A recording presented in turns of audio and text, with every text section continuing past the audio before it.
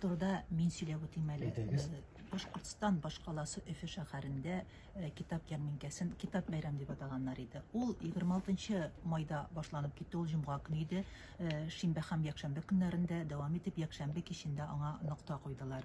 Бу китап ярминкәсенә халыкара исем биргәннәр.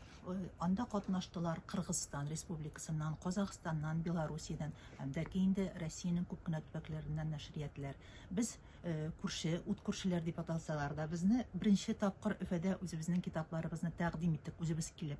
Шәхсән безнең нәшрият инде күптәннән Уфа татарлары белән, Башкортстан татарлары белән хезмәттәшлекне дәвам итә. Чөнки китапханәләр системасында эшләүчеләр безнең китапларны укыйлар, сатып алалар, китапханәләрдә алар һәрвакыт куелганнар. Шулай ук Өфәдә урнашкан Планета книги, Эдвис, Мир книги дигән һәм Башкортстан китап нәшриятының китап ферма кибетләрендә дә безнең ассортименттагы китаплар барсы да куелганнар. Шуңа күрә Башкортстанда яшәүче татарларга безнең килүебез, безне күрү һәм безне аралашу өчен бер шундый гамәл булып торды. Алар безне күрергә килделәр, безнең белән күрешеп, очрашып сөйләшкәч инде билгеле китапларны күп итеп сатып алдылар. Һәм инде сезнең продукциягызда нәшер ителгән китапларында күп өлеш әлбәттә Татарстан булса, икенчесе Башкортстандыр дип инде. Анда безнең иң күп милләттәшләребез яшәүче республика, безнең күршебез бит инде алар.